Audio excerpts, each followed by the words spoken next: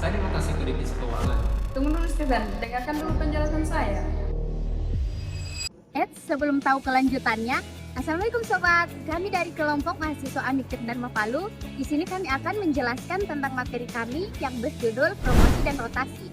Untuk memenuhi tugas final mata kuliah Manajemen Sumber Daya Manusia oleh dosen pembimbing Acolele Eskom MM. Check this out. Saya dengar dari anak magang kemarin, katanya bulan depan ada perombakan besar di tim kerjanya kita.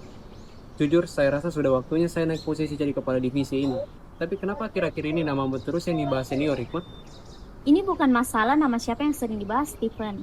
Kalau saya pribadi sih, saya lebih fokus menyelesaikan tanggung jawab pekerjaan yang diberikan dengan maksimal. Lagi pula kan, promosi itu bukan tentang kenaikan gaji saja, melainkan kesiapan kita untuk memegang tanggung jawab yang lebih besar. Iya, saya paham. Tapi kan saya sudah kerja 3 tahun di divisi marketing ini. Masa rekam jejakku kalah sama proyek setahun terakhir yang kau pegang? Menurutku, loyalitas waktu juga harus dihargai. Betul, loyalitas itu penting, Stephen. Tapi promosi butuh lebih dari itu. Contohnya seperti kecocokan jabatan. Selain itu juga rekam jejak yang bersih dan berpikir secara strategis. Bukan soal berapa lama bekerja di posisi itu, Stephen.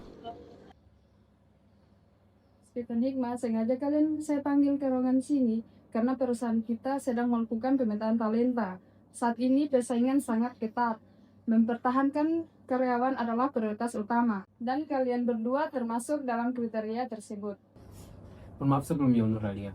Mengenai posisi kepala divisi yang baru nanti, apakah pihak manajemen juga mempertimbangkan faktor senioritas masa kerja? Saya merasa kestabilan divisi kita selama ini terjaga karena loyalitas waktu yang saya berikan.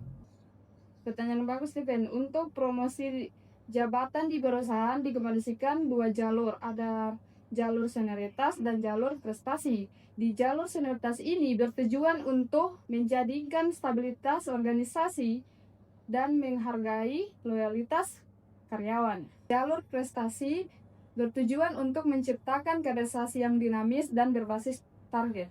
Promosi yang murni berbasis prestasi memiliki risiko memicu kecemburuan sosial. Untuk mencegah gesekan tim di dalam kita, manajemen harus membuat indikator pencapaian KPI yang sangat transparan dan terukur. Iya.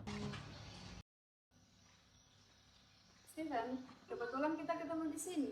Besok pagi, manajemen akan mengumumkan posisi kepala divisi marketing yang baru. Dan keputusannya, Nur Hikmah yang terpilih. Baik, Bu Nur Alia. Saya menerima dan menghargai keputusan manajemen. Mungkin kompetensi saya pribadi masih perlu banyak perbaikan. Hikmah dipromosikan secara vertikal karena keahlian teknisnya dibutuhkan di marketing saat ini. Tapi untuk kamu, Steven, saya punya kebijakan lain. Kamu akan dirotasi ke divisi keuangan pertanggal 1 besok. Loh, saya dirotasi ke divisi keuangan. Mohon maaf, Bu. Apakah saya melakukan sesuatu kesalahan besar sehingga harus dirotasikan secara horizontal seperti ini? Saya pindahkan kamu ke divisi keuangan supaya kamu dapat helikopter view. Artinya, supaya kamu paham gambaran besar bisnis kita yang utuh. Saya ingin kamu jadi pemimpin yang tidak cuma jago jualan saja, tetapi kamu juga harus paham cara mengelola aset keuangan. Anggap ini persiapan promosi yang akan lebih besar nanti yang akan mendatang. Tetap semangat di tempat barunya, Stephen. Ini rangkuman laporan keuangan untuk panduan adaptasi kamu ke depannya. Dan ingat pesan Ibu Nur Alia ya, kuncinya itu komunikasi santai dan diskusi teratur agar semangat kamu tetap terjaga. Terima kasih bantuannya, Hikmah. Selamat juga atas posisi barunya. Saya sadar promosi itu apresiasi prestasi dan rotasi itu adalah investasi wawasan. Dua hal ini yang bikin tim kita berkembang. Saya